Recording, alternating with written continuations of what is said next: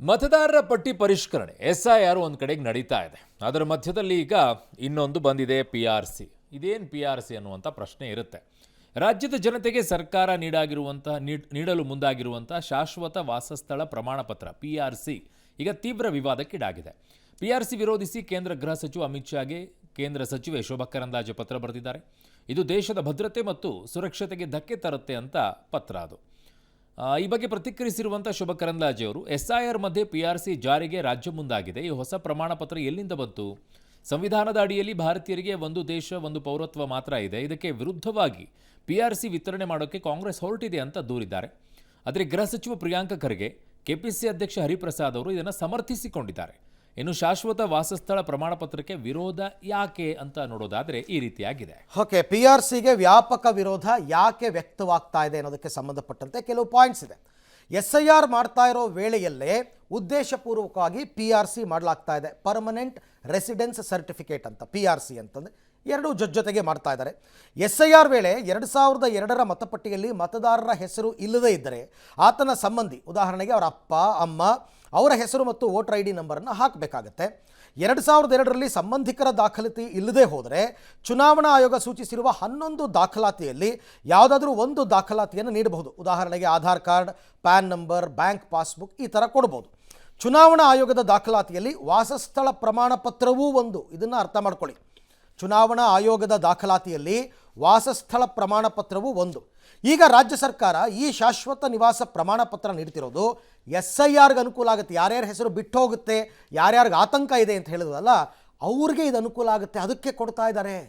ಹೆಸರು ಬಿಟ್ಟು ಹೋಗದೆ ಇರಲಿ ಅಂತಂದ್ಬಿಟ್ಟು ಶಾಶ್ವತ ನಿವಾಸ ಪ್ರಮಾಣ ಪತ್ರ ಸರ್ಕಾರವೇ ನೀಡ್ತಿರೋದ್ರಿಂದ ಅಕ್ರಮ ವಲಸಿಗರ ಸೇರ್ಪಡೆಗೆ ಇದು ಹುನ್ನಾರ ಅಂತಕ್ಕಂಥದ್ದು ಈಗ ಯಾರ್ಯಾರು ಇದನ್ನು ವಿರೋಧ ಮಾಡ್ತಾ ಇದ್ದಾರೆ ಅವರ ಲೆಕ್ಕಾಚಾರ. ಹಾಗಿದ್ದಾಗ BJP ವಾದ ಏನು? ಈ PRCಗೆ ಯಾಕೆ ವಿರೋಧವನ್ನು ಮಾಡ್ತಾ ಇದ್ದಾರೆ? ಶಾಶ್ವತ ವಾಸಸ್ಥಳ ಪ್ರಮಾಣ ಪತ್ರ ಕೊಡುವ ಅಧಿಕಾರ ರಾಜ್ಯ ಸರ್ಕಾರಕ್ಕೆ ಇಲ್ಲ ಅಂತ ಹೇಳ್ತಾ ಇದ್ದಾರೆ. ಕಾರಣ ಸಿಟಿಜನ್ಶಿಪ್ ಆಕ್ಟ್ 1955 ಅಡಿಯಲ್ಲಿ ಬರೋದು ಕೇಂದ್ರ ಸರ್ಕಾರ ಇದನ್ನು ಕೊಡಬೇಕಾಗತ್ತೆ. ಅದಕ್ಕೊಂದಿಷ್ಟು ನಿಯಮಗಳಿದ್ದಾವೆ. ಪೌರತ್ವ ನೀಡುವ ಅಧಿಕಾರ ಕೇಂದ್ರಕ್ಕೆ ಮಾತ್ರ ಇರುತ್ತೆ. ಸಂವಿಧಾನದ ಪ್ರಕಾರ ಶಾಶ್ವತ ನಿವಾಸ ಪತ್ರ ನೀಡುವ ಅಧಿಕಾರ ಕೇಂದ್ರ ಸರ್ಕಾರಕ್ಕೆ ಮಾತ್ರ ಇದೆ ಅಂತ ಹೇಳಿದ್ದಾರೆ. ಸಂವಿಧಾನ ಮೀರಿ ರಾಜ್ಯ ಸರ್ಕಾರ ಮತ ಬ್ಯಾಂಕ್ಗಾಗಿ PRCಯನ್ನು ಕೊಡ್ತಿದೆ. ಅಕ್ರಮ ಬಾಂಗ್ಲಾ ವಲಸಿಗರನ್ನ, ಅಕ್ರಮ ವ್ಯಕ್ತಿಗಳನ್ನ ಸಕ್ರಮ ಮಾಡುವಂತ ಯತ್ನ ಇದು ಅನ್ನುವಂಥದ್ದು BJPಯ ವಾದವಾಗಿದೆ. ಇನ್ನು PRCಯನ್ನು ರಾಜ್ಯ ಸರ್ಕಾರ ಸಮರ್ಥಿಸ್ಕೋತಾ ಇದೆ. ಕಾಂಗ್ರೆಸ್ ಸರ್ಕಾರ ಯಾಕೆ ಸಮರ್ಥಿಸ್ಕೋತಾ ಇದೆ ಅಂದರೆ, ಶಾಶ್ವತ ನಿವಾಸ ಪ್ರಮಾಣ ಪತ್ರ ಕೊಡುವ ಅಧಿಕಾರ ರಾಜ್ಯ ಸರ್ಕಾರಕ್ಕೆ ಇದೆ ಅಂತ ಅವ್ರ ವಾದ ಇದೆ ಅಂತ. ಪ್ರಮಾಣ ಪತ್ರ ಕೊಡುವಾಗ ಪ್ರಾಧಿಕಾರದಿಂದ ಸಮಗ್ರ ಪರಿಶೀಲನೆ ಆಗುತ್ತೆ. ಸುಮ್ಮನೆ ನಾವು ಕೊಟ್ಟುಬಿಡಲ್ಲ, ಸಮಗ್ರ ಪರಿಶೀಲನೆ ಮಾಡ್ತೀವಿ. ಪರಿಶೀಲನೆ ಬಳಿಕ ಪ್ರಮಾಣ ಪತ್ರವನ್ನು ನಾವು ಕೊಡ್ತೀವಿ. ಸೂಕ್ತ ದಾಖಲಾತಿಗಳನ್ನು ಪಡೆದೇ ಈ ಪ್ರಮಾಣ ಪತ್ರವನ್ನು ನಾವು ಕೊಡೋದು. ಯಾರ್ಯಾರಿಗೋ ಹಾದಿ ಬೀದಿನಲ್ಲಿ ಹೋಗೋರಿಗೆಲ್ಲ ಕೊಡಲ್ಲ. ಚುನಾವಣೆ ಆಯೋಗವೇ ರಾಜ್ಯ ಸರ್ಕಾರ ಪ್ರಮಾಣ ಪತ್ರವನ್ನು ನೀಡಬಹುದು ಅಂತ ಹೇಳಿದೆ. ಎಗೈನ್ ಇದನ್ನು ಚಾಲೆಂಜ್ ಮಾಡ್ಬೋದು. ಮಾಹಿತಿಯಲ್ಲಿ ಲೋಪವಿದ್ದರೆ ಪ್ರಮಾಣ ಪತ್ರವನ್ನು ರದ್ದು ಮಾಡುವ ಅಧಿಕಾರ ಕೂಡ ಸರ್ಕಾರಕ್ಕಿದೆ ಅಂತ, ಹಾಗಾಗಿ ನಾವು ಕೊಡ್ತಾ ಇದ್ದೀವಿ ಅಂತ ರಾಜ್ಯ ಸರ್ಕಾರದ ಸಮರ್ಥನೆ. ಸೊ ಹಾಗಿದ್ದಾಗ ಈಗ PRCಗೆ ಅರ್ಹತೆಗಳು ಏನಿಟ್ಟಿದೆ ಸರ್ಕಾರ ಅನ್ನೋದನ್ನ ನೋಡ. ಕರ್ನಾಟಕ ರಾಜ್ಯದ ನಿಜವಾದ ಮತ್ತು ಶಾಶ್ವತ ನಿವಾಸಿಯಾಗಿರಬೇಕು ಅಂತ ಹೇಳ್ತಾ ಇದ್ದಾರೆ. ಹೇಗೆ ಕನ್ಸಿಡರ್ ಮಾಡ್ತೀರಾ? ಅರ್ಜಿದಾರರು ಕರ್ನಾಟಕ ರಾಜ್ಯದಲ್ಲಿ ಜನಿಸಿರಬೇಕು ಅನ್ನೋದನ್ನು ಹೇಳ್ತಾ ಇದ್ದಾರೆ. ಕರೆಕ್ಟ್. ಅರ್ಜಿದಾರರು ಅಥವಾ ಅವರ ತಂದೆ ತಾಯಿ ಅಥವಾ ಕಾನೂನುಬದ್ಧ ಪಾಲಕರು ರಾಜ್ಯದಲ್ಲಿ ಸತತವಾಗಿ 10 ವರ್ಷ ವಾಸವಾಗಿರಬೇಕು ಅಂತ ಹೇಳ್ತಾ ಇದ್ದಾರೆ. ಇದಕ್ಕೆ ದಾಖಲಾತಿ ಹೇಗೆ ತಗೊಂಡು ಬರ್ತಾರೆ? ಮಾನ್ಯತೆ ಪಡೆದ ಶಿಕ್ಷಣ ಸಂಸ್ಥೆಗಳಲ್ಲಿ ದ್ವಿತೀಯ PUC, 12ನೇ ತರಗತಿ ಅಥವಾ ತತ್ಸಮಾನ ಹಂತದವರೆಗೆ ಕನಿಷ್ಠ 10 ವರ್ಷ ಅವರು ವ್ಯಾಸಂಗ ಮಾಡಿರಬೇಕು ಅಂತ ಹೇಳ್ತಾ ಇದ್ದಾರೆ. ಓಕೆ. ಅರ್ಜಿದಾರರು ಅಥವಾ ಅವರ ಕುಟುಂಬವು ಕರ್ನಾಟಕದಲ್ಲಿ ವಸತಿ ಅಥವಾ ಇತರೆ ಸ್ಥಿರಾಸ್ತಿಯ ಮಾಲೀಕತ್ವವನ್ನು ಹೊಂದಿರಬೇಕು ಅಂತ ಹೇಳ್ತಾ ಇದ್ದಾರೆ. ಇವೆಲ್ಲ ಕನ್ಸಿಡರ್ ಆಗೋದಾದರೆ ಹೇಗೆ? ಸಮಸ್ಯೆನೇ ಇಲ್ವಲ್ಲ. ಇವನ್ನೆಲ್ಲ ನಿಜವಾಗಿಯೂ ಕೂಡ ಕನ್ಸಿಡರ್ ಮಾಡೋದಾದರೆ ಕಾನೂನುಬದ್ಧವಾಗಿ ವಾರಸುದಾರರಾಗಿರಬೇಕು ಅಥವಾ ಬಳಸ್ತಾ ಇರಬೇಕು. ಅರ್ಜಿದಾರರು ಕರ್ನಾಟಕದಲ್ಲಿ ವಾಸಿಸುವ ವ್ಯಕ್ತಿಯನ್ನು ವಿವಾಹವಾಗಿದ್ದು ರಾಜ್ಯದಲ್ಲಿ ವಾಸವಿರಬೇಕು ಅಂತ ಹೇಳಿದ್ದಾರೆ. ನಿಯಮಗಳು ಚೆನ್ನಾಗಿದ್ದಾವೆ, ಅರ್ಹತೆಗಳು ಚೆನ್ನಾಗಿದ್ದಾವೆ. ಬಟ್ ನಿಜವಾಗಿಯೂ ಕೂಡ ಈ ಅರ್ಹತೆಗಳ ಮೇಲೆ ಆಗುತ್ತಾ? ಗೃಹಲಕ್ಷ್ಮಿಗೆ ಯಾವ್ಯಾವ ನಿಯಮಗಳನ್ನು ತಂದರು? ಗೃಹಲಕ್ಷ್ಮಿಯಲ್ಲಿ ಏನಾಯಿತು? 20,000 ಅಕೌಂಟ್ಗಳು ಇಬ್ಬಿಬ್ಬರು ಸೇರ್ಕೊಂಡ್ಬಿಟ್ಟು ಒಂದೊಂದು ಅಕೌಂಟ್ಗಳನ್ನು ಹೊಂದಿರೋದಿಲ್ವಾ? BPL ಕಾರ್ಡ್ಗಳೇ ಅರ್ಹತೆ ಇಲ್ಲ ಅಂತ ಹೇಳ್ತೀರಾ. ಅದರ ಮಧ್ಯದಲ್ಲಿ ನೀವು ಇದನ್ನು ಕೊಡ್ತೀರಾ PRCಗೆ? ಹೇಗೆ? ಸೊ ಎಲ್ಲ ಇದ್ದಾವೆ. ನಮ್ಮ ಚಾನಲ್ನ ಮುಖ್ಯಸ್ಥರಾಗಿರುವಂಥ HR ರಂಗನಾಥ್ ಸರ್ ಕೂಡ ನಮ್ಮ ಜೊತೆಗೆ ಬರ್ತಾರೆ. ಅವ್ರ ಜೊತೆ ಮಾತಾಡೋಣ. ಮಾತಾಡಿರೋದಲ್ಲಿ ಫಸ್ಟ್ ಇಲ್ಲಿ ಒಂದಿಷ್ಟು ನಾಯಕರಲ್ವಾ, ಅದು ನೋಡ್ಬಿಡೋಣ. SIR ನ ಮಧ್ಯದಲ್ಲೇ PRC ಅನ್ನ ತಂದಿದ್ದಾರೆ, ಪರ್ಮನೆಂಟ್ ರೆಸಿಡೆಂಟ್ ಸರ್ಟಿಫಿಕೇಟ್. ಇದಕ್ಕೆ ಗೈಡ್ಲೈನ್ಸ್ ಅನ್ನು ಕೂಡ 2 ದಿನದ ಹಿಂದೆ ಇಶ್ಯೂ ಮಾಡಿದ್ದಾರೆ. ಈ ಹೊಸ ಪ್ರಮಾಣ ಪತ್ರ ಎಲ್ಲಿಂದ ಬಂತು? ನಮ್ಮ ದೇಶದಲ್ಲಿ ಪೌರತ್ವ ನೀಡಕ್ಕೆ ಅಧಿಕಾರ ಇರುವಂತದ್ದು ಕೇವಲ ಕೇಂದ್ರ ಸರ್ಕಾರಕ್ಕೆ ಮಾತ್ರ. ಸಿಟಿಜನ್ಶಿಪ್ ಕೊಡೋದಕ್ಕೆ, ವಲಸೆ ಸರ್ಟಿಫಿಕೇಟ್ ಕೊಡೋದಕ್ಕೆ, ಅಂದ್ರೆ ಇಮಿಗ್ರೇಷನ್ ಸರ್ಟಿಫಿಕೇಟ್ ಕೊಡೋದಕ್ಕೆ ಕೇಂದ್ರ ಸರ್ಕಾರ ಮಾಡುತ್ತೆ. ಯಾರು ಅಕ್ರಮ ವಲಸಿಗರು ಈ ರಾಜ್ಯದಲ್ಲಿ ಬಂದು ಸೇರ್ಕೊಂಡಿದ್ದಾರೆ ಅವರನ್ನ ಈ ರಾಜ್ಯದ ನಾಗರಿಕರು, ಈ ದೇಶದ ನಾಗರಿಕರು ಮಾಡಕ್ಕೆ ನೀವು ಹೊರಟಿದ್ದೀರಿ. ಸರ್ಕಾರಿ ಉದ್ಯೋಗಕ್ಕೆ, ಶಿಕ್ಷಣದ ಪ್ರವೇಶ, ವಿದ್ಯಾರ್ಥಿ ವೇತನ ಪಡೆಯುವಾಗ ಇದನ್ನು ತೋರಿಸಬೇಕು. ಬೇರೆ ಬೇರೆ ಸ್ಕೀಮ್ಗಳಿಗೆ ಸರ್ಕಾರಿ ಸೌಲಭ್ಯ ಪಡೆಯೋದಕ್ಕೆ ಇದನ್ನು ತೋರಿಸಬೇಕು ಅನ್ನುವಂಥದ್ದನ್ನ ಉಲ್ಲೇಖ ಮಾಡಿದ್ದಾರೆ. ಶಾಶ್ವತವಾಗಿ ಪ್ರಮಾಣ ಪತ್ರ ಕೊಡ್ಲಿಕ್ಕೆ ಇವರು ಯಾರು? ಶಾಶ್ವತವಾಗಿ ಇವರು ಕೊಡ್ಲಿಕ್ಕೆ ಬರಲ್ಲ. ಅದನ್ನೇ ಸಿಟಿಜನ್ಶಿಪ್ ಅಂತ. ನಾವ್ಯಾರು? ಶಾಸಕರದ್ದು ಕೆಲಸ ಏನು? ಶಾಸನ ಮಾಡೋದು. ಶಾಸನ ಮಾಡ್ತೀವಿ, ಗೌರ್ಮೆಂಟ್ ಆರ್ಡರ್ ಹೊಡಿಸ್ತೀವಿ, ಅಧಿಕೃತವಾಗಿ ಸರ್ಕಾರದಿಂದಾನೇ ಕೊಡ್ತಾ ಇದೀವಿ. ಕಾಂಗ್ರೆಸ್ ಪಾರ್ಟಿಯಿಂದ ಕೊಡ್ತಾ ಇದೀವ ನಾವು ಪರ್ಮನೆಂಟ್ ರೆಸಿಡೆನ್ಸಿ ಸರ್ಟಿಫಿಕೇಟ್ ಮಾಡೋ ಹಕ್ಕು ನಮಗಿದೆ ಅಲ್ವಾ? ಈಗ ಶೋಭಕ್ಕ ಏನು ಮಾಡಬೇಕು ಅಂದರೆ ಪತ್ರ ರಾಷ್ಟ್ರಪತಿಗಳಿಗೆ ಬರೀಬೇಕು. ಸುಮ್ಮನೆ ರಾಜಕೀಯ ಬೇಳೆ ಬೇಯಿಸ್ಕೊಳ್ಳೋಕ್ಕೋಸ್ಕರ ಬಾಂಗ್ಲಾದೇಶಿ ಅನ್ನೋದು ಹೊಲದಲ್ಲಿ ಒಂದು ಕಾಗೆ ಹೊಡೆದಿಟ್ಟಿರ್ತಾರೆ ನೋಡಿ, ಕಾಗೆ ಬರಬಾರ್ದು ಅಂತ, ಆ ಥರ ಮಾಡಲಿಕ್ಕೆ ಪ್ರಯತ್ನ ಮಾಡ್ತಾ ಇದ್ದಾರೆ ಅಷ್ಟೇ. ಈ ನುಸುಳುಕೋರನ್ನ ಇಲ್ಲಿ ಕರ್ನಾಟಕದವ್ರಿಗೆ ಬಿಟ್ಟಿದ್ಯಾರು? ಅಮಿತ್ ಶಾ ಅವ್ರನ್ನ ತಕ್ಷಣ ಮಂತ್ರಿಮಂಡಲದಿಂದ ಕೈ ಬಿಡಬೇಕು ಅಂತ ಅವ್ರು ರಾಷ್ಟ್ರಪತಿಗಳಿಗೆ ಬರೀಬೇಕು. 4,000 ಕಿಲೋಮೀಟರ್ ಬಂದರೆ ಇವರು ಕಡಲೆಕಾಯಿ ತಿಂತಾ ಇದ್ದೀರಾ? ಆದ್ದರಿಂದ ಶೋಭಕ್ಕ ಸಾಂಪ್ರದಾಯಿಕ ರೆಸಿಪಿ, ಮತ್ತಷ್ಟು ಬೇಕೆನಿಸುವ ರುಚಿ. ಕೋಡುಬಳೆ ಅಂದ್ರೆ ಅಡುಕಲೆ. ಆ ವಾದವನ್ನು ನೋಡೋದಾದರೆ ಅದಕ್ಕೆ ಬೇರೆ ಬರುತ್ತೆ. ಮುಂಬೈಯಲ್ಲಿ ದಾಳಿ ಆದಾಗ ಎಲ್ಲಿಂದ ಬಂದರು, ಯಾರು ಬಿಟ್ಟರು ಅವ್ರನ್ನ ಒಳಗಡೆಗೆ ಅಂತ ಕೇಳಿದ್ರೆ ಹೆಂಗಿರುತ್ತೆ? ವಾಪಸ್ಸು ವೆಸ್ಟ್ ಬೆಂಗಾಲಲ್ಲಿ ಏನಾಯ್ತು, ಹೆಂಗಾಯ್ತು, ಹೆಂಗೆ ಒಳಗಡೆಗೆ ಬಂದರು, ಇವೆಲ್ಲ ಕೇಳಿದ್ರೆ ಹೆಂಗಿರುತ್ತೆ? ನೋ, ನೀವು ಭಾರತ ಮತ್ತು ಪಾಕಿಸ್ತಾನ ವಿಭಜನೆ ಆದಾಗ ನೀವು ತೆಗೆದುಕೊಂಡಂಥ ನಿರ್ಧಾರನ ಈಗಲೇ ಸುಧಾರಿಸ್ಕೊಳ್ಳೋಕ್ಕಾಗಿಲ್ಲ. ಮತ್ತೆ ಅದೇ ಆದರೆ ನಮ್ಮ ಚಾನಲ್ ಮುಖ್ಯಸ್ಥರಾಗಿರುವಂಥ HR ರಂಗನಾಥ್ ಸರ್ ಈಗ ಮತ್ತೆ ನಮ್ಮ ಸಂಪರ್ಕಕ್ಕೆ ಸಿಕ್ಕಿದ್ದಾರೆ. ಸರ್ ನಮಸ್ತೆ ಸರ್. ಸರಿ, ಈಗ PRCಗೆ ವಿರೋಧವನ್ನು ಮಾಡ್ತಾ ಇರೋದು, PRCಯ ಅಗತ್ಯತೆ ಕರ್ನಾಟಕದಲ್ಲಿ ಬೇಕಿತ್ತಾ ಸರ್? ಫಸ್ಟ್ ಆಫ್ ಆಲ್ ಇದನ್ನ ಏನಕ್ಕೆ ತಂದ್ರು ಅಂತಾನೆ ನಂಗೆ ಅರ್ಥ ಆಗ್ತಾ ಇಲ್ಲ. ಎಸ್, ನಂಬರ್ 1, ಡಾಮಿಸಿಲ್ ಸರ್ಟಿಫಿಕೇಟ್ ಅಂತ ಕೊಡೋ ಪ್ರಾಕ್ಟೀಸ್ ನಮ್ಮಲ್ಲಿ ಮೊದಲಿಂದ ಇದೆ.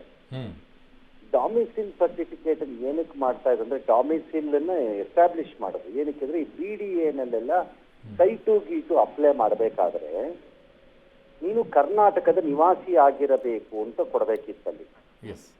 ಅದಕ್ಕೆ ಡಾಮಿಸಿಲ್ ಕೇಳೋರು ಅವಾಗ. ಈಗ ಇವರು PRC ತಂದು ಇಡ್ತಾ ಇದ್ದಾರೆ. ಇದನ್ನ ಏನಕ್ಕೆ ತಂದ್ರು ಅಂತ ನಂಗೆ ಅರ್ಥವಾಗ್ತಿಲ್ಲ. ಈಗ ಅದ್ರ ಕಂಡೀಷನ್ಸ್ ಅನ್ನು ನೋಡಿದ್ರೆ, ನೀವು ಕರ್ನಾಟಕದಲ್ಲಿ ಹುಟ್ಟಿರ್ಬೇಕು ಅಂತೀರಿ, ಕರ್ನಾಟಕದಲ್ಲಿ 10 ವರ್ಷ ಓದಿರ್ಬೇಕು ಅಂತೀರಿ, ಹೌದು, ಕರ್ನಾಟಕದಲ್ಲಿ ಏನೋ ಆಸ್ತಿ ಇರಬೇಕು ಅಂತೀರಿ. ಎಸ್, ಇದೆಲ್ಲ ಇರೋದಾದ್ರೆ ಅವ್ರ ಹತ್ರ ವೋಟರ್ಸ್ ಲಿಸ್ಟು ಮತ್ತೊಂದು ಮಗದೊಂದು ಬೇರೆದೇ ಇರುತ್ತಲ್ಲ. ಈ PRC ಏನಕ್ಕೆ ಬೇಕು ಅವ್ರಿಗೆ? ಎಲ್ಲ ಇದ್ದೇ ಇರುತ್ತೆ ಅವ್ರ ಹತ್ರ, ಎಲ್ಲ ಇರುತ್ತಲ್ಲ ಅವ್ರ ಹತ್ರ. ಹೌದು, ಅದೇ ಇದ್ಮೇಲೆ ಏನಕ್ಕೆ ಬೇಕು PRC? ಏನಕ್ಕೆ ತಂದ್ರಿ ಇದನ್ನ? ನಂಬರ್ 1. ನಂಬರ್ 2, ಇದನ್ನ ಕೊಡೋ ಹಕ್ಕು ಇವ್ರಿಗೆ ಇಲ್ಲ ಅಂತ ಅನ್ಸುತ್ತೆ ನನಗೆ. ಯಾಕೆಂದ್ರೆ ನೀವು ಪರ್ಮನೆಂಟ್ ರೆಸಿಡೆನ್ಸ್ ಸರ್ಟಿಫಿಕೇಟ್ ಅನ್ನ ಕೊಟ್ಬಿಟ್ರೆ, ಶಾಶ್ವತ ನಿವಾಸಿ ಅಂತ, ನಾಳೆ ಇದನ್ನ ಬೇರೆ ಕಡೆ ಬಳಸ್ಕೊಳಕ್ ಸ್ಟಾರ್ಟ್ ಮಾಡಿದ್ರೆ ಏನ್ ಮಾಡ್ತೀರಿ? ಇದ್ಯಾವುದೋ ಸರ್ಕಾರ ಇದನ್ನೊಂದು ಗುರುತಿನ ಚೀಟಿ ತರ ಮಾಡಿಟ್ಬಿಟ್ರೆ ಏನ್ ಮಾಡೋದು? ಓಕೆ. ನಂಬರ್ 2, ನನ್ನನ್ನೇನೋ ಶಾಶ್ವತ ನಿವಾಸಿ ಗುರುತಿಸಿದ್ರು, ನಂದೆಲ್ಲ ಡಾಕ್ಯುಮೆಂಟ್ಸು ಸರಿ ಇದೆ. ನಾಳೆ ನೀವು ರಾಂಗ್ ಪೀಪಲ್ ಕೊಟ್ಬಿಟ್ರೆ ಅದರಿಂದ ಆಗ್ಬಹುದಾದ ಅನಾಹುತಕ್ಕೆ ಜವಾಬ್ದಾರಿ ಯಾರು? ಈಗ ರಾಂಗ್ ಪಾಸ್ಪೋರ್ಟ್ ಇಶ್ಯೂ ಮಾಡಿದ್ರೆ ಆಫೀಸರ್ಸ್ ಮೇಲೆ ಕ್ರಮ ತಗೋತಾರೆ. ಹೌದು. ಹಾಗೆ ಇದರಲ್ಲಿ ಯಾರ ಮೇಲೆ ಕ್ರಮ ತಗೋತೀರಿ ನಾಳೆ? ಇದನ್ನ ವೆರಿಫೈ ಮಾಡೋದಕ್ಕೆ ಆ ಕಂದಾಯ ಇಲಾಖೆ ಅಧಿಕಾರಿಗಳಿಗೂ ಅವ್ರಿಗೂ ಅದು ಬೋಗಸ್ ಡಾಕ್ಯುಮೆಂಟು, ಅದಕ್ಕೆ ಏನ್ ಬೇಕಾದ್ರೂ ಬೋಗಸ್ ಮಾಡ್ಕೊಂಡು ಬರ್ಬೋದಪ್ಪ. ಬೋಗಸ್ ಡಾಕ್ಯುಮೆಂಟ್ ಅದು ಅಂತ ಚೆಕ್ ಮಾಡಕ್ ಅವ್ರ ಟೈಮ್ ಎಲ್ಲಿದೆ? ಅವ್ರು ಎಲ್ಲಿಂದ ಚೆಕ್ ಮಾಡ್ತಾರ ಅದನ್ನ? ನನ್ಗಿಂದ ಅಂಡರ್ಸ್ಟ್ಯಾಂಡ್. 3ನೇದು, ಒಂದು ರಾಜ್ಯ ಸರ್ಕಾರ ಯಾರಿಗೆ ಆಗ್ಲಿ ಶಾಶ್ವತ ನಿವಾಸಿ ಅಂತ ಕೊಡಲಿಕ್ಕೆ ಇವ್ರು ಹೇಳಿರೋ ಕಂಡೀಷನ್ಸ್ ಪ್ರಕಾರ ಕೊಡೋದಕ್ಕೆ ದೊಡ್ಡ ಸಮಸ್ಯೆ ಅಲ್ಲ. ಕರ್ನಾಟಕದಲ್ಲಿ ಇರೋರಿಗೆಲ್ಲ ಆಟೋಮೆಟಿಕ್ ಆಗಿ ಸಿಗತ್ತೆ, ಹುಟ್ಟಿರೋರ್ಗೆ ಮಾಡಿರೋರ್ಗೆ ಎಲ್ಲ, ಅಥವಾ ವಿವಾಹದಿಂದಾನೋ ಅಥವಾ ಶಾಲೆಯಿಂದಾನೋ ಮತ್ತೊಂದೋ ಮಗದೊಂದೋ ಸಿಗತ್ತೆ. ಈಗ ಇದ್ದಾಗ ಏನಕ್ಕೆ ಇದನ್ನ ಇಶ್ಯೂ ಮಾಡ್ತಿದ್ದಾರೆ ಅಂತ ನಂಗೆ ಅರ್ಥ ಆಗ್ತಿಲ್ಲ. ಹೊಸದು ಇನ್ನೊಂದು ದಾಖಲೆ ಯಾಕೆ ಸೃಷ್ಟಿ ಆಗ್ತಿದೆ ಇದು ಅಂತ ಅರ್ಥ ಆಗ್ತಿಲ್ಲ. ಅಲ್ಲ, ಒಂದು ವಾದ ಬರ್ತಾ ಇದೆ ಸರ್, SIR ನಲ್ಲಿ ಬೇಕಾಗಿರುವಂಥ ದಾಖಲೆಯನ್ನು ಇವರೇ ಸೃಷ್ಟಿ ಮಾಡಿಕೊಡುವಂಥ ಕೆಲಸ ಮಾಡ್ತಾ ಇದ್ದಾರೆ ಅನ್ನೋದು. ನಾನು ಅದನ್ನೇ ಹೇಳ್ತಿರೋದು, ನೀವು ಬೇಡವಾದ್ದನ್ನ ಮಾಡಿದಾಗ ಈ ತರದ ಅನುಮಾನಗಳೇ ಬರೋದು. ನೀವು ಬೇಕಾಗಿದ್ದನ್ನು ಮಾಡಿದ್ರೆ ಈ ತರದ ಅನುಮಾನಗಳು ಬರಲ್ಲ, ಬೇಡವಾಗಿದ್ದನ್ನು ಮಾಡಿದ್ರೆ ಈ ಅನುಮಾನ ಬರುತ್ತೆ. ಈಗ ಕಾಂಗ್ರೆಸ್ನವ್ರಿಗೆ SIR ಬೇಡ ಅಂತಾರೆ. It is A clean process, ಅದು ಆಗಬೇಕಾದ ಪ್ರಾಸೆಸ್ ಅದು. ಹೌದು. ಈ PR permanent residence certificate PRC ಕೊಡಕ್ ಆತ್ರ ತೋರಿಸ್ತಾರೆ, ಅದು ರಾಂಗ್. ಅದು ಈ ಕಾಂಗ್ರೆಸ್ನವ್ರದ್ದು ಎಡಬಿಡಂಗಿ ತೀರ್ಮಾನಗಳೆಲ್ಲಾನು. ಇಡೀ ಪ್ರಪಂಚ ಊರ್ ಬೇಡ ಅಂದ್ರೆ ಬೇಕು ಅನ್ನೋದು, ಊರ್ ಬೇಕು ಅಂದ್ರೆ ಬೇಡ ಅನ್ನೋದು. ಇವ್ರು ಎಡಬಿಡಂಗಿಗಳು ಇವರು. ಅಲ್ಲ ಸರಿ, ವಲಸಿಗರಿಂದ ಸರ್, ಹಾಂ ಸರ್, ಹೊರಗಡೆ ಅವ್ರಿಗೆ ಯಾರಿಗೋ ಬಂದವ್ರಿಗೆ ಈ ಸರ್ಟಿಫಿಕೇಟ್ ಕೊಡ್ತಿದ್ದಾರೆ ಅಂತ. ಮತ್ತೆ ಈಗ ಸರ್ಕಾರ ಹೇಳುತ್ತೆ ತಪ್ಪಾಗಿದ್ರೆ ನಾವು ವಿಡ್ರಾ ಮಾಡ್ತೀವಿ ಅಂತ. ವಿಡ್ರಾ ಮಾಡೋದು ದೊಡ್ಡ ಕೆಲಸ ಅಲ್ಲ, ಅನಾಹುತ ಆದ್ಮೇಲೆ ಅದು ದೊಡ್ಡ ಕೆಲಸ ಅಲ್ಲ ಅದು. ಆಮೇಲೆ ಒಂದು ವೇಳೆ ಏನಾದ್ರು ಡಾಕ್ಯುಮೆಂಟ್ ಕ್ರಿಯೇಟ್ ಮಾಡಬೇಕು ಅಂತಿದ್ರೆ ಡ್ಯಾಶ್ ಡ್ಯಾಶ್ ಡ್ಯಾಶ್ ಇಂತಹವರು ಇಷ್ಟು ವರ್ಷ ಇಲ್ಲಿ ವಾಸವಾಗಿದ್ದಾರೆ ಕರ್ನಾಟಕದಲ್ಲಿ ಕೊಡಿ. ಶಾಶ್ವತ ಅಂತ ಯಾಕೆ ಕೊಡ್ತಾ ಇದ್ದೀರಿ? ಅವ್ನು ವಾಸ ಮಾಡಿರೋದೇ 10 ವರ್ಷ 16 ದಿನಾನೋ 32 ದಿನಾನೋ ಆಗಿದ್ರೆ ಶಾಶ್ವತ ಹೇಗಾಗತ್ತೆ ಅದು? ಮತ್ತೆ ಇಲ್ಲಿ ಯಾರೂ ಶಾಶ್ವತ ಇಲ್ಲ, ನಾನು ಶಾಶ್ವತ ಅಲ್ಲ, ನೀವೂ ಅಲ್ಲ, ಅದೇಂಗದು? ನನಗೆ ಅರ್ಥನೇ ಆಗಿಲ್ಲ ಇವ್ರದ್ದು. ಅಲ್ಲ ಸರ್, ಈ PRC ಕೊಟ್ರೆ ಅದು ನಥಿಂಗ್ ಬಟ್ ಸಿಟಿಸನ್ಶಿಪ್ ಸರ್ಟಿಫಿಕೇಟ್ ಕೊಟ್ಟಂಗೆ ಆಗುತ್ತಲ್ವಾ ಸರ್? ಅದನ್ನ ಕೇಂದ್ರ ಕೊಡ್ಬೇಕಲ್ವಾ ಸರ್? ಹಂಗಾಗಲ್ಲ. PRC ಕೊಟ್ಬಿಟ್ರೆ ಸಿಟಿಸನ್ ಸರ್ಟಿಫಿಕೇಟ್ ಏನು ಆಗ್ಬಿಡಲ್ಲ. ಯಾಕೆಂದ್ರೆ PRC ಸರ್ಟಿಫಿಕೇಟ್ ಆದ ಮೇಲೆ ಹೋಗ್ಬಿಟ್ಟು ಯಾರು ನಿಮಗೆ ಯಾವುದೇ ದೇಶದ ಸಿಟಿಸನ್ ಅಂತ ಕನ್ಸಿಡರ್ ಮಾಡಲ್ಲ. ಅದನ್ನ ಪ್ರಶ್ನೆ ಬೇರೆ ಅದು. But the point is the document it self is not necessary ಅಂತ ನನ್ನ ವಾದ. ಸೊ ಇವಾಗ ಇದನ್ನ ಕೋರ್ಟಲ್ಲಿ ಚಾಲೆಂಜ್ ಮಾಡ್ಬೋದಾ ಸರ್? ಈಗ ಅಗತ್ಯವಾಗಿ ಮಾಡ್ಬೋದು, ಯಾವ ಅನುಮಾನನೂ ಇದೆ. ಮಾಡ್ಬೋದು. ಇದನ್ನ ವಿತರಿಸುವ ಹಕ್ಕು ಮತ್ತು ವ್ಯಾಪ್ತಿ, ಅಧಿಕಾರ ವ್ಯಾಪ್ತಿ ರಾಜ್ಯಕ್ಕೆ ಇದೆಯಾ ಅನ್ನೋದನ್ನ ಕೇಳಬಹುದು, ಕೇಳಬಾರದು ಅಂತ ಏನಿಲ್ಲ. ಯಾಕಂದ್ರೆ ನಾಳೆ ಇನ್ನೊಂದು ರಾಜ್ಯ ನಾನೇ ಪಾಸ್ಪೋರ್ಟ್ ಕೊಡ್ತೀನಿ ಅಂದ್ರೆ ಏನ್ ಮಾಡೋಣ? ಹೌದು, ಯಾವ್ದೋ ಒಂದು ರಾಜ್ಯ ಸುಮ್ಮನೆ ತಮಿಳ್ನಾಡಿನವರು ಕೂಡ ಅಂತಂದ್ಬಿಟ್ಟು ತಗೊಳ ಅಂತಂದ್ಬಿಟ್ಟು ಒಂದು ನಂದೇ ಪಾಸ್ಪೋರ್ಟ್ ಹಾಕೋ ಅಂತಂದ್ಬಿಟ್ರೆ ಏನ್ ಮಾಡೋಣ ಅಲ್ವಾ? ಹಾಗಾಗಿ ಕೆಲವೆಲ್ಲ ಡಿವಿಷನ್ ಆಫ್ ಪವರ್ಸ್ ರಾಜ್ಯಗಳು ಮತ್ತು ಕೇಂದ್ರದ ಮಧ್ಯೆ ಬಹಳ ಸ್ಪಷ್ಟವಾಗಿ ಡಿವೈಡ್ ಆಗಿದೆ ನಮ್ಮ ಕಾನ್ಸ್ಟಿಟ್ಯೂಷನ್ ಪ್ರಕಾರದಲ್ಲಿ, ಫೆಡರಲ್ ಸಿಸ್ಟಮ್ ನಲ್ಲಿ. ಅದರಲ್ಲಿ ಇದೆಲ್ಲ ಬರ್ಲಿಕ್ಕಿಲ್ಲ. ಇದು ಟೆಸ್ಟ್ ಮಾಡ್ಬಿಡ್ಬೇಕಾದ್ರೆ ಬರತ್ತಾ ಬರಲ್ವಾ ಅಂತ. ಬಟ್ ಈ ವಲಸಿಗರ ವಿಚಾರದಲ್ಲಿ ಫ್ರಾನ್ಸ್ ವಿಚಾರ, ಯುರೋಪ್ನಲ್ಲಿ ಎಡವಿರುವಂಥ ವಿಚಾರ, ನಾವಿನ್ನೂ ಪಾಠ ಕಲಿತಾ ಇಲ್ವಾ ಸರ್? ಅವುಗಳನ್ನ ನೋಡ್ಕೊಂಡು ಈ ಥರ ಕೊಡ್ತಾ ಹೋಗ್ಬಿಟ್ರೆ ಕಷ್ಟ ಆಗ್ಬಿಡುತ್ತೆ ಅಲ್ಲ ವಲಸಿಗರಿಗೆಲ್ಲ ಸರ್? ನಾವು ಕೊಡ್ತಾ ಹೋಗಿಲ್ಲ. ಈಗ ಅವ್ರು PRC ಕೊಟ್ಟ ತಕ್ಷಣ ಅವ್ರು ಸಿಟಿಸನ್ಸ್ ಆಗ್ಬಿಡಲ್ಲ ನಾಳೆ. ಅದ್ರ ಆಧಾರದ ಮೇಲೆ ಹೋಗಿ ಅವನು ಪಾಸ್ಪೋರ್ಟ್ ಮಾಡ್ಸಕ್ ಬರಲ್ಲ. ಅವನೀಗ ಬಾಂಗ್ಲಾದೇಶದವನೊಬ್ಬ ಬಂದು ಇಲ್ಲಿ ಹೆಂಗೋ ಮಾಡಿ PRC ತಗೊಂಡ್ಬಿಟ್ಟ ಅಂತ ಇಟ್ಕೊಳ್ಳೋಣಪ್ಪ. ಅವನು ಪಾಸ್ಪೋರ್ಟ್ ಮಾಡಕ್ಕಾಗತ್ತ ಅದನ್ನ ಇಟ್ಕೊಂಡು? ಅಲ್ಲ, ಅದ್ರ ಜೊತೆಗೆ ಬೇರೆ ಡಾಕ್ಯುಮೆಂಟ್ಸ್ ಗಳನ್ನ ರೆಡಿ ಮಾಡ್ಕೊಳ್ಬೋದಲ್ಲ ಸರ್? ಅಲ್ಲ, ನೀ ಏನ್ ಡಾಕ್ಯುಮೆಂಟರು ಮಾಡ್ಕೊ, ನಾಳೆ ಸಿಗಾಕೊಂಡ್ರೆ ಅದು ಒಂದು ಪ್ರಶ್ನೆ ಬೇರೆ. ಅದು ಮಾಡ್ಕೋಬಹುದು, ನಾನು ಮಾಡ್ಕೊಳ್ಳಲ್ಲ ಅಂತ ಹೇಳಿಲ್ಲ. ಯುರೋಪ್ಗೂ ಇಂಡಿಯಾಗೂ ಕಂಪೇರ್ ಮಾಡೋದಷ್ಟು ಒಳ್ಳೇದಲ್ಲ ಈ ವಲಸಿಗರ ವಿಚಾರದಲ್ಲಿ. ಯಾಕೆಂದ್ರೆ ಯುರೋಪ್ ಮಾಡಿದ್ದ ತಪ್ಪು ನಮ್ಮ ಇಂಡಿಯಾದಲ್ಲಿ ನಾವಿನ್ನೂ ಮಾಡಿಲ್ಲ. ಅಲ್ಲಿ ಅವರು ವೆಲ್ಕಮ್ ಮಾಡ್ತಾ ಹೋದ್ರು. ಯಾರನ್ನ? ಸುಡಾನ್ ಇಂದ, ಸಿರಿಯಾ ಇಂದ, ಈ ತರದ್ದು ಕಾನ್ಫ್ಲಿಕ್ಟ್ ದೇಶಗಳಿದೆಯಲ್ಲ, ಅಂದ್ರೆ ವಿಪರೀತವಾದ ಕ್ಷೋಭೆ ಇರುವಂತಹ ದೇಶಗಳಿಂದ ಅವ್ರ ದೇಶದಲ್ಲಿ ಸರಿ ಇಲ್ಲ ಅಂತ ಅವರೆಲ್ಲ ಗಂಟು ಮೂಟೆ ಕಟ್ಕೊಂಡು ಇನ್ನೊಂದು ದೇಶಕ್ಕೆ ಬಂದ್ಬಿಡ್ತಾರಂತೆ. ನಾನು ಇದು ಪದೇ ಪದೇ ಹೇಳ್ತಿರ್ತೀನಿ. ನಮ್ಮ ಮನೆಯಲ್ಲಿ ಅನ್ನ ಇಲ್ಲ, ನಮ್ಮ ಅಪ್ಪ ಅಮ್ಮ ಜಗಳ ಆಡ್ತಿದ್ದಾರೆ ಅಂತ ಮನೆಯವರೆಲ್ಲ ಪಕ್ಕದ ಮನೆಗೆ ಹೋದ್ರೆ ಏನಾಗುತ್ತೆ? ಅದೇನಕ್ಕೆ ವೆಲ್ಕಮ್ ಮಾಡಲ್ಲ ಯಾರುವೆ? ಅದನ್ನ ಯಾಕೆ ಒಪ್ಪಲ್ಲ? ಇದು ಹಂಗೆ ವಾದ. ಅವ್ರು ಬರ್ಬೇಕು, ಯಾಕೆ ಬರ್ಬೇಕು ಅವ್ರು ಅಂತ ಅವನ ಮನೆ ಅವ್ನು ಹಾಳು ಮಾಡ್ಕೊಂಡು ನನ್ನ ಮನೆಗೆ ಯಾಕೆ ಬರ್ತಾನ ಅವನು? ಅಲ್ಲ, ಸೇಮ್ ಬಾಂಗ್ಲಾದೇಶದ್ದು ಹಂಗೆ ಅಲ್ವಾ ಸರ್? ಸೇಮ್, ಅನುಮಾನನೇ ಇಲ್ಲ. ಅದಕ್ಕೆ ಅದನ್ನ ಹೆಚ್ಚಿ ತೆಗೆದು ಆಚೆ ಹಾಕಬೇಕೇ ಹೊರತು ಈ ಬಾರ್ಡರ್ಗಳೆಲ್ಲ ಪೋರಸ್ ಇದ್ದಾಗ, ತುಂಬಾ ಶಿಥಿಲವಾಗಿದ್ದಾಗ ಈಸಿ ಬರ್ತಾ ಇರ್ತಾರೆ. ಈಗ ಅಮೆರಿಕಾಗೆ ಮೆಕ್ಸಿಕೋ ಇಂದ ಬಂದಿಲ್ವೇ? ಹಾಗೆ. ಆದ್ರೆ ಯುರೋಪ್ನವ್ರು ಮಾಡಿದ ತಪ್ಪದು ಏನು, ನಾವು ವೆಲ್ಕಮ್ ಮಾಡ್ತೀವಿ, ನಾವು ಸ್ವಾಗತ ಮಾಡ್ತೀವಿ, ಅಯ್ಯೋ ಅವ್ರನ್ನ ಬಿಟ್ಕೋಬೇಕು. ಇದು ಈ ಕ್ರಿಶ್ಚಿಯಾನಿಟಿನಲ್ಲಿ ನಾನೆಲ್ಲರಿಗೂ ಸಹಾಯ ಮಾಡುವವನ್ನೊಂದು ಭ್ರಮೆ ಇದೆ. ಅದರ ಪರಿಣಾಮಗಳನ್ನೆಲ್ಲ ಅನುಭವಿಸ್ಬೇಕೀಗ ಅವರು. ಅಲ್ಲ, ಕಾಂಗ್ರೆಸ್ನವ್ರು ಹೇಳ್ತಾ ಇದ್ರು ಒಳಗಡೆಗೆ ಯಾಕೆ ಬಿಟ್ಕೊಂಡ್ರಿ, ನಾವು ಅವ್ರಿಗೆ ಕೊಡೋದು ಬೇರೆ ವಿಚಾರ. ಈ ಪ್ರಶ್ನೆ ಮಜಾ ಇದೆ. ಇದನ್ನ ನೋಡಿದೆ ಯಾರೋ ಒಬ್ರು ದೊಡ್ಡ ಮನುಷ್ಯ ಮಾತಾಡಿರೋದನ್ನ. ಹೌದು ಸರ್. ಆಯ್ತಪ್ಪ, ಒಳಗಡೆ ಬಿಟ್ಟಿದ್ ಯಾರಪ್ಪ? ಅಮಿತ್ ಶಾ ಅಲ್ವೇನಪ್ಪ? ಅಮಿತ್ ಶಾ ಎಷ್ಟು ವರ್ಷದಿಂದ ಬಿಟ್ರಪ್ಪ? 12 ವರ್ಷದಿಂದ ಒಳಗ್ ಬಿಟ್ರ. ಹೌದು ಹೌದು 12 ವರ್ಷದಿಂದ ಹಿಂದಕ್ಕೆ ಯಾರು ಬಿಟ್ರಪ್ಪ? ನಮ್ ತಾತ ಬಿಟ್ನಾ? ಇವರೇ ಇದ್ರಲ್ಲ ಅವಾಗ. ಅವಾಗೇನ್ ಕತೆ ಕಾಯ್ತಿದ್ರ ಇವರು? ಇವ್ರೇನ್ ಮಾಡ್ತಿದ್ರಂತೆ? ಈ ಬಾಂಗ್ಲಾದೇಶಿಯರು 12 ವರ್ಷದಲ್ಲಿ ಮಾತ್ರ ಒಳಗ್ ಬಂದಿಲ್ವಲ್ಲ, ಅದಕ್ಕಿಂತ ಮುಂಚಿಂದನೇ ಬಹಳ ಜನ ಇದ್ದಾರೆ, ಬಂದಿದಾರಲ್ಲ. ಹೌದು. ಇವ್ರೇನ್ ಮಾಡ್ತಿದ್ರಂತೆ? ಇವ್ರೇನ್ ಬ್ರೇಕ್ಫಾಸ್ಟ್ ಮಾಡಿರ್ಲಿಲ್ವಂತ ಅವಾಗ? ನಾನು ನೋಡ್ದೆ ಮಹಾಮನುಷ್ಯನ ಒಬ್ಬರೊಬ್ಬರದ್ದು ವಾದಾನ. ಹೌದು ನಿಮ್ ವಾದ ಓಕೆ, ಒಪ್ಕೊಂಬಿಡೋಣ ವಾದಾನ. 12 ವರ್ಷಕ್ಕೆ ಅಮಿತ್ ಶಾ ಉತ್ತರ ಕೊಡ್ಲಪ್ಪ, ಆದ್ರೆ ಹಿಂದಕ್ಕೆ ಯಾರು ಉತ್ತರ ಕೊಡೋರು? ಅದ್ರ ಜವಾಬ್ದಾರಿ ಹೊಣೆಯನ್ನ ಇವರೇ ಹೊತ್ಕೊಳ್ಬೇಕಾಗತ್ತೆ. ಈಗ ಗೊತ್ತೇ ಇಲ್ಲ ನಮ್ಗೆ ಸಂಬಂಧನೇ ಇಲ್ಲ. ಬಿಜೆಪಿ ಮತ್ತು ನರೇಂದ್ರ ಮೋದಿಯನ್ನ ವಿರೋಧಿಸುವ ಆತುರದಲ್ಲಿ ಕೆಲವು ಎಡಬಿಡಂಗಿ ಮತ್ತು ಶುದ್ಧ ತಲಹರಟೆ ನಾಯಕರುಗಳಿದ್ದಾರೆ. ನಾವು ಏನು ಮಾಡಕ್ಕಾಗಲ್ಲ ಅದಕ್ಕೆ. ರೈಟ್. ದೇಶದಲ್ಲಿ ನಾ ಹೇಳ್ತಿರೋದು, ಅದಕ್ಕೆ ಏನು ಮಾಡಕ್ಕಾಗಲ್ಲ. ಅವ್ರಿಗೆ ಎಲ್ಲವೂ ಹಾಗೆ ಕಾಣಿಸೋವಾಗ ಅವ್ರಿಗೆ ಲಾಜಿಕ್ಕು ಮತ್ತೆ ರೀಸನಿಂಗೂ ಇಲ್ಲ. ಈಗ ನಾನು ಕೇಳಿದ ಪ್ರಶ್ನೆ, 12 ವರ್ಷದ ಹಿಂದಕ್ಕೆ ಯಾರು ಉತ್ತರ ಕೊಡ್ಬೇಕು? ಒಬ್ನೇ ಬಂದಿರ್ಲಪ್ಪ, ನಾನು ಹೇಳೋದು. 12 ವರ್ಷದ ಹಿಂದೆ ಒಬ್ಬನೇ ಒಬ್ಬ ಬಂದಿಯಾನೆ ಅಂತ ಇಟ್ಕೊಳ್ಳೋಣ, ಅವನ್ ಬಂದಿದ್ದಕ್ಕೆ ಯಾರು ಉತ್ತರ ಕೊಡ್ಬೇಕು? ಸುಮ್ಮನೆ ಬಿಡ್ತಾರೆ ರೈಲನ್ನ. ಆದ್ರೆ ಆಸ್ಟ್ರೇಲಿಯಾನಲ್ಲಿ ಯಾವ್ದೋ ಒಂದು ನ್ಯೂಕ್ಲಿಯರ್ ಒಪ್ಪಂದ ಆದ್ರೆ ಅದ್ ನಂದು ಅಂತಾರೆ. ಹೆಂಗಿದೆ ಮಜಾ ಇವರದ್ದು? ಈಗ ಅವ್ರು ಅವಾಗ ಕೊಡಲ್ಲ ಅಂದಿದ್ರು ಯುರೇನಿಯಂನ, ಈಗ ಕೊಡ್ತೀವಿ ಅಂತ ಒಪ್ಕೊಂಡಿದ್ದಾರೆ. ಈಗ ಅದಕ್ಕೆ ಬಿಜೆಪಿ ಕ್ರೆಡಿಟ್ ತಗೊಳಂಗಿಲ್ಲ, ಅದ್ ನಮ್ದದು ಅಂತಾರೆ. ಬೇಕಾಗಿದ್ದಂಗ್ ನಮ್ದು, ಬೇಡವಾಗಿದ್ದಾಗ ನಮಗ್ ಗೊತ್ತೇ ಇಲ್ಲ, ನಮ್ಗೆ ಸಂಬಂಧನೇ ಇಲ್ಲ. ಕರೆಕ್ಟ್. ಏನಂತ ಕರೆಯೋಣ ಇಂತ ಮಹಾನ್ ನಾಯಕರುಗಳನ್ನ? ಅಷ್ಟೇ. Okay sir, thank you sir, ಇಷ್ಟೊಂದು ನಮ್ಮ ಜೊತೆಗೆ ಜಾಯ್ನ್ ಆಗಿದೆ. Thank you sir. ಓಕೆ, ಇನ್ನು ಮುಂದಿನ ಸುದ್ದಿ ನೋಡೋದಾದರೆ, ಬೆಂಗಳೂರು ಅಭಿವೃದ್ಧಿ ಸಚಿವ ಕೃಷ್ಣ ಬೈರೇಗೌಡರು ಸುಂದರ ಸ್ವಚ್ಛ ಬೆಂಗಳೂರಿಗೆ ಪಣ ತೊಟ್ಟಿದ್ದಾರೆ. Good initiative actually.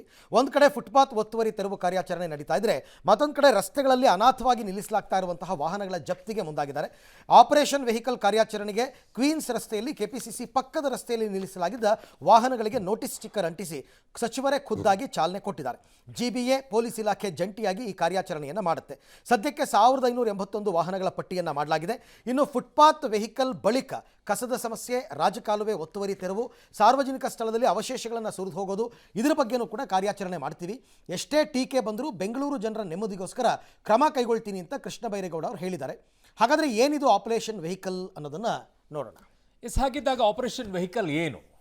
ಭಾಳ ಒಳ್ಳೆ ಕೆಲಸನೇ ಇದು. ಬೆಂಗಳೂರು ಕ್ಲೀನ್ ಮಾಡ್ತಾರೆ, ಅಟ್ಲೀಸ್ಟ್ ಎಲ್ಲರೂ ಕೈ ಜೋಡಿಸಬೇಕಾಗಿರುವಂಥ ಕೆಲಸ ಇದು. ಸಾರ್ವಜನಿಕ ರಸ್ತೆಗಳಲ್ಲಿ ದೀರ್ಘಕಾಲ ನಿಲ್ಲಿಸಿರುವಂಥ ವಾಹನಗಳು, ಹಳೆ ವಾಹನಗಳ ಜಪ್ತಿ ಕಾರ್ಯಾಚರಣೆಯನ್ನು ಮಾಡ್ತಾ ಇದ್ದಾರೆ. ಕಂಡಲ್ಲೆಲ್ಲ ನಿಲ್ಸ್ಕೊಂಡು ಹೋಗ್ತಾ ಇದ್ದಾರೆ. ಅವುಗಳನ್ನು ಕ್ಲೀನ್ ಮಾಡೋ ಕೆಲಸ ನಡೀತಾ ಇದೆ ಈಗ. ವಾಹನಗಳಿಗೆ ಮೊದಲಿಗೆ ಸ್ಟಿಕ್ಕರ್ ಅಂಟಿಸ್ತಾರೆ, ಚಕ್ರಕ್ಕೆ ಒಂದು ಕ್ಲ್ಯಾಂಪ್ ಹಾಕ್ತಾರೆ. ಅದಾದ ನಂತರ 500 ರೂಪಾಯಿ ದಂಡ ಕಟ್ಟಿ 7 ದಿನಗಳೊಳಗೆ ವಾಹನವನ್ನು ತೆಗೀರಿ ಅಂತ ಅಂಟಿಸಿದ್ದಾರೆ ಸ್ಟಿಕ್ಕರಲ್ಲಿ. 7 ದಿನಗಳಲ್ಲೂ ಕೂಡ ನೀವು ತೆಗೆದೇ ಇದ್ದರೆ ಟೋಯಿಂಗ್ ಮಾಡ್ಕೊಂಡು ಹೋಗ್ತಾರೆ. ಬಿಡಿಸ್ಕೊಳ್ಬೇಕಾದ್ರೆ 500 ರೂಪಾಯಿ ದಂಡದ ಜೊತೆಗೆ ಟೋಯಿಂಗ್ ಚಾರ್ಜ್ ಕೂಡ ಕಟ್ಟಬೇಕಾಗತ್ತೆ. ಆಗಲೂ ಕೂಡ ವಾಹನದ ಮಾಲೀಕರು ಬರದೇ ಇದ್ದರೆ ಆ ವಾಹನವನ್ನು ಹರಾಜಿಗೆ ಹಾಕ್ತಾರೆ. ಒಂದು ಏರಿಯಾದಲ್ಲಿ ತೆಗೆದುಕೊಂಡು ಬೇರೆ ಕಡೆಗೆ ನಿಲ್ಲಿಸಿದ್ರೂ ಕೂಡ ಹೆಚ್ಚು ದಂಡ. ಅಂದರೆ ಇಲ್ಲಿ ತೊಗೊಂಡಿದ್ದಾರೆ ಅಂತ ಹೇಳ್ಬಿಟ್ಟು ಅಲ್ಲೆಲ್ಲ ಹೋಗಿ ನಿಲ್ಲಿಸಿದಂದರೆ ಅಲ್ಲೂ ದಂಡನೇ. ತಿಂಗಳಾನುಗಟ್ಟಲೆ ವಾಹನ ನಿಲ್ಲಿಸಿದವರ ಮೇಲೆ ಹೆಚ್ಚಿನ ದಂಡ. ದೀರ್ಘಕಾಲ ವಾಹನ ನಿಲ್ಲಿಸೋದ್ರಿಂದ ಕಸದ ರಾಶಿ ಸೃಷ್ಟಿಯಾಗುತ್ತೆ. ಅಲ್ಲಿ ಸಾರ್ವಜನಿಕರು ಕೂಡ ಬಿಡಾಡಿ ವಾಹನಗಳ ಬಗ್ಗೆ ಅಸ್ತ್ರಂ ಆ್ಯಪ್ನಲ್ಲಿ ರಿಪೋರ್ಟನ್ನು ಮಾಡಬಹುದು. ನೋಡಿ, ನಿಮ್ಮ ಏರಿಯಾಗಳಲ್ಲಿ ಎಲ್ಲೆಲ್ಲಿ ನಿಲ್ಲಿಸಿದ್ದಾರೆ ತಿಂಗಳಾನುಗಟ್ಟಲೆ, ಆಗ್ತಾ ಇರಿ, ಫೋಟೋ ತೆಗೆದು. ಸರಿಯಾಗಿರುತ್ತೆ, ಕ್ಲೀನ್ ಆಗಬೇಕಿದೆಲ್ಲ. ರಸ್ತೆ ಬದಿಯಲ್ಲಿ ಅಥವಾ ಪಾರ್ಕಿಂಗ್ ಜಾಗಗಳಲ್ಲಿ ಯಾರು ತಮ್ಮ ಸ್ವಂತ ವಾಹನಗಳನ್ನ ಬಿಟ್ಬಿಟ್ಟಿದ್ದಾರೆ, ಇವುಗಳನ್ನ ತೆರವು ಮಾಡಬೇಕು ಅಂತ ನಾನು 15 ದಿನಗಳ ಹಿಂದೆನೆ ಜನಗಳಿಗೆ ಮನವಿ ಮಾಡಿದ್ದೆ. ಮತ್ತೆ ಈ ವಾಹನಗಳು ತಿಂಗಳುಗಟ್ಟಲೆ ಇಲ್ಲೇ ಬಿಟ್ಟು ಹೋಗಿರ್ತಾರೆ. ಸಾರ್ವಜನಿಕರಿಗೆ ಸೇರಿದ ಜಾಗ ಅವರು ಸ್ವಂತಕ್ಕೆ ಅತಿಕ್ರಮಣ ಮಾಡ್ಕೊಳ್ಳೋದು ಕೂಡ ಕಾನೂನು ಉಲ್ಲಂಘನೆ. ಆಮೇಲೆ ನೋಡೋದಕ್ಕೂ ಕೂಡ ಬೆಂಗಳೂರು ಅಸಹ್ಯವಾಗಿ ಕಾಣ್ಲಿಕ್ಕೆ ಇದು ಒಂದು ಕಾರಣ. ನೀವು ಮನೆ ಕೆಲವು 6 ತಿಂಗಳು 1 ವರ್ಷಗಳಿಂದ ಅಲ್ಲೇ ಬಿದ್ದಿದ್ದಾವೆ, ಉದ್ದೇಶಪೂರ್ವಕವಾಗಿ ಬಿಟ್ಟು ಹೋಗಿರ್ತಾರೆ, ಏನಾಗೋದಿಲ್ಲ ಅಂತ. ಪಾದಚಾರಿ ಮಾರ್ಗವನ್ನು ಜನರಿಗೋಸ್ಕರ ಇಟ್ಕೋಬೇಕು. ಅಲ್ಲಿ ಕಸ ಎಲ್ಲ ತುಂಬಿಟ್ಟು ಇಡೀ ವಾತಾವರಣನೇ ಕೆಟ್ಟು ಹೋಗ್ತಾ ಇದೆ. ಕ್ರಮ ಆಗ್ಬೇಕು, ಇಲ್ಲಾಂದ್ರೆ ಆ ಗಾಡಿಗಳು ತಗೊಂಡು ಆಕ್ಷನ್ ಮಾಡಿ ಸರ್ಕಾರಕ್ಕೆ ದುಡ್ಡು ಜಮಾ ಆಗ್ಲಿ. ರಾತ್ರಿ ಪಾರ್ಕಿಂಗ್ ಮಾಡೋದು. ಇನ್ನು ಆಪರೇಷನ್ ಫುಟ್ಪಾತ್ ಮತ್ತು ಆಪರೇಷನ್ ವೆಹಿಕಲ್ ಕಾರ್ಯಾಚರಣೆ ನಡೆಸ್ತಾ ಇರುವ ಹೊತ್ತಲ್ಲೇ ಮುಖ್ಯಮಂತ್ರಿ ಡಿ.ಕೆ. ಶಿವಕುಮಾರ್ ಇವತ್ತು ಬೆಂಗಳೂರು ಸಿಟಿ ರೌಂಡ್ಸ್ ಅನ್ನು ನಡೆಸಿದರು. ಬೆಳಗ್ಗೆ 11 ಗಂಟೆಗೆ ದೊಡ್ಡನೆಕ್ಕುಂದಿಯಲ್ಲಿ ಕಾಲ್ನಡಿಗೆಯಲ್ಲೇ ಫುಟ್ಪಾತ್ ತೆರವು ಕಾರ್ಯವನ್ನು ಪರಿಶೀಲಿಸಿದರು. ಬಳಿಕ HSR ಲೇಔಟ್ನಲ್ಲಿ 27 ಹಾಗೂ 24ನೇ ಮುಖ್ಯ ರಸ್ತೆ, ಜಯನಗರ 9ನೇ ಮುಖ್ಯ ರಸ್ತೆ, ಅಶೋಕ ಪಿಲ್ಲರ್ ರಸ್ತೆಯಲ್ಲಿ ಪರಿಶೀಲನೆ ಮಾಡಿದರು. ಇನ್ನು ಸಿಎಂ ಡಿ.ಕೆ.ಶಿ ಮಾತಾಡಿ ಅಚ್ಚುಕಟ್ಟಾಗಿ ಕಾರ್ಯಾಚರಣೆ ನಡೀತಾ ಇದೆ. ಪಾದಚಾರಿಗಳಿಗೆ ಸಮಸ್ಯೆ, ಚೈನ್ ಸ್ನ್ಯಾಚಿಂಗ್, ಬೀಡಾಡಿ ವೆಹಿಕಲ್ ಬಗ್ಗೆ ಕಂಪ್ಲೇಂಟ್ ಬರ್ತಾ ಇತ್ತು. ಕೃಷ್ಣ ಬೈರೇಗೌಡ ಒಳ್ಳೆ ಕೆಲಸ ಮಾಡ್ತಾ ಇದ್ದಾರೆ. ಬೀದಿ ಬದಿ ವ್ಯಾಪಾರಿಗಳಿಗೆ ಪರ್ಯಾಯ ಮಾಡ್ತೀವಿ ಅಂತ ಹೇಳಿದರು. ಇನ್ನು ಸಿಎಂ ಬರ್ತಾರೆ ಅಂತ GBA ಅಧಿಕಾರಿಗಳು ತರಾತುರಿಯಲ್ಲಿ ತೇಪೆ ಹಾಕಿದ ಕೆಲಸ ಕೂಡ ನಮ್ಮ ಕ್ಯಾಮರಾ ಕಣ್ಣಿಗೆ ಅಲ್ಲಲ್ಲಿ ಕಂಡು ಬಂತು. ಈ ಮಧ್ಯೆ ಸರ್ಕಾರ ಮೊದಲು ಪರ್ಯಾಯ ವ್ಯವಸ್ಥೆಯನ್ನು ಕಲ್ಪಿಸಬೇಕು ಅಂತ ಬಿಜೆಪಿ ರಾಜ್ಯಾಧ್ಯಕ್ಷ ವಿಜಯೇಂದ್ರ ಆಗ್ರಹಿಸಿದ್ದಾರೆ. ಕೂಡ ನನಗೆ ನೂರಾರು ಜನ ಡೈಲಿ ಈ ರೀತಿ ನಮ್ಗೆ ಓಡಾಡಕ್ಕಾಗಲ್ಲ, ಜಾಗ ಇಲ್ಲ, ನಾವು ಮೇನ್ ರೋಡ್ ಬರಬೇಕು, ಈ ಕಳ್ತನ, ಈ ಸ್ನ್ಯಾಚರ್ಸ್ ಇವೆಲ್ಲ ನಾವು ರೋಡ್ ಪಕ್ಕದಲ್ಲಿ ಹೋಗ್ಬೇಕಾರೆ ಎತ್ಕೊಂಡು ಹೋಗ್ಬಿಡ್ತಾರೆ, ಇವೆಲ್ಲ ಅಂತೇಳಿ ಬೇಕಾದಷ್ಟು ನಮ್ಗೆಲ್ಲ ಕಂಪ್ಲೇಂಟ್ ಬಂದಿತ್ತು. ಈ ದೃಷ್ಟಿಯಿಂದ ನಾವು ಕೆಲಸ ಮಾಡಿದೀವಿ. ಕೃಷ್ಣ ಬೈರೇಗೌಡರ ಲೀಡರ್ಶಿಪ್ ಅಲ್ಲಿ ಒಳ್ಳೆ ಕೆಲಸ ಮಾಡ್ತಾ ಇದ್ದಾರೆ. ಆಮೇಲೆ ಈಗಾಗಲೇ ಅಬಂಡೆಂಟ್ ವೆಹಿಕಲ್ಸ್ ಕೂಡ ಇದೆ. ಇವತ್ತಿಂದ ಸ್ಟಿಕ್ಕರ್ ಹಾಕುವಂತ ಕೆಲಸ ಮಾಡ್ತಾ ಇದ್ದೀವಿ. ಅವ್ರಾಗ ಅವ್ರು ಖಾಲಿ ಮಾಡ್ಕೊಂಡ್ರೆ ಸರಿ, ನಾವ್ ಎತ್ಕೊಂಡೋಗಿ ಬೇರೆ ಕಡೆ ಅದನ್ನ ಅಬಂಡೆಂಟ್ ವೆಹಿಕಲ್ಸ್ ನ ಆಕ್ಷನ್ ಮಾಡುವಂತ ಕೆಲಸ ನಾವು ಇವತ್ತು ಬೀದಿ ವ್ಯಾಪಾರಿಗಳು ಆರ್ಥಿಕ ಶಕ್ತಿನ ತುಂಬೋದ್ರಲ್ಲಿ ಅವ್ರದ್ದು ಕೂಡ ಬಹಳ ದೊಡ್ಡ ಪಾತ್ರ ಇದೆ. ಏಕಾಏಕಿ ಈ ರೀತಿ ಖಾಲಿ ಮಾಡಿಸೋ ಜೊತೆಗೆ ಬಹಳ ಬಡ ಕುಟುಂಬದಿಂದ ಬಂದಿರತಕ್ಕಂಥವ್ರು, ಅವ್ರಿಗೆ ಯಾವ ರೀತಿ ವ್ಯಾಪಾರ ಮಾಡೋದಕ್ಕೆ ಪರ್ಯಾಯವಾಗಿ ಜಾಗ ಕೊಡಬೇಕು. ಬೀದಿ ವ್ಯಾಪಾರಿಗಳ ಹಿತಾಸಕ್ತಿಯನ್ನ ಕಾಪಾಡ್ತಕ್ಕಂಥ ಜವಾಬ್ದಾರಿನೂ ಕೂಡ ರಾಜ್ಯ ಸರ್ಕಾರದ ಮೇಲಿದೆ. ಅಲ್ಲ, ಇದು ಹೆಂಗಾಯ್ತು ಅಂತಂದರೆ, ಹಿಂಗೆ ನಮ್ಮ ನಾಳೆ ಏನೋ ಕೆಲಸ ಇಲ್ಲಪ್ಪ, ಯಾರಿಗೋ ಒಬ್ರು ಕೆಲಸ ಇಲ್ಲ, ಅವ್ರು ಹೋಗ್ಬಿಟ್ಟು ಸರ್ಕಾರಿ ಜಾಗ ಗುರ್ಸ್ಕೊಳ್ತಾರೆ. ಆ ಜಾಗದಲ್ಲಿ ಅವ್ರು ಅಂಗಡಿ ಹಾಕ್ಕೊಂಡು ಕೂತ್ಕೊಳ್ತಾರೆ. ಅಲ್ಲಿ ಇಲ್ಲಿ ಅಧಿಕಾರಿಗಳಿಗೆ ಒಂದಿಷ್ಟು ವ್ಯವಸ್ಥೆ ಮಾಡ್ಕೊಂಬಿಟ್ಟು ಅಲ್ಲಿ ಇರ್ತಾರೆ. ನಾಳೆ ಆ ಸರ್ಕಾರಿ ಜಾಗದ ಮುಂದೆ ತೆರವು ಮಾಡ್ತೀನಿ, ಇಲ್ಲ ನನಗೆ ಪರ್ಯಾಯ ವ್ಯವಸ್ಥೆ ಮಾಡೋವರೆಗೂ ನಾನು ಅಲ್ಲಿ ಹೋಗಲ್ಲ. ಹೆಂಗೆ ಸಾಧ್ಯ ಆಗುತ್ತೆ? ಕಮಾನ್, ಅಲ್ಲಿ ಹಾಕ್ಕೊಂಡಿರೋದೇ ಅಕ್ರಮವಾಗಿ ಹಾಕ್ಕೊಂಡಿರುವಂಥದ್ದು. ಮಾನವೀಯತೆಯ ದೃಷ್ಟಿಯಿಂದ ಏನು ವ್ಯವಸ್ಥೆ ಮಾಡಬೇಕು ಅದನ್ನು ಮಾಡಬೇಕು. ಪರ್ಯಾಯ ವ್ಯವಸ್ಥೆ ಮಾಡಲೇಬೇಕು. ಏನು ಪರ್ಯಾಯ ವ್ಯವಸ್ಥೆ? ಎಲ್ಲಾದರೂ ಮಾರ್ಕೆಟ್ ವ್ಯವಸ್ಥೆ ಮಾಡಿ ಬೆಂಗಳೂರಿನಲ್ಲಿ ಕರೆಕ್ಟಾಗಿ ನೀಟಾಗಿರುವಂಥ ಮಾರ್ಕೆಟ್ಗಳನ್ನು ತೋರಿಸ್ರಪ್ಪ ವ್ಯವಸ್ಥಿತವಾಗಿ. ಮಾಡೋದೇ ಇಲ್ಲ. ಏನು ಮಾಡೋಕ್ಕಾಗಲ್ಲ. ಬೆಂಗಳೂರಿನಲ್ಲಿ ಇಷ್ಟೊಂದು ಜನ ಇದ್ದಾರೆ, ಅನುಭವಿಸ್ಕೊಂಡು ಹೋಗಬೇಕು.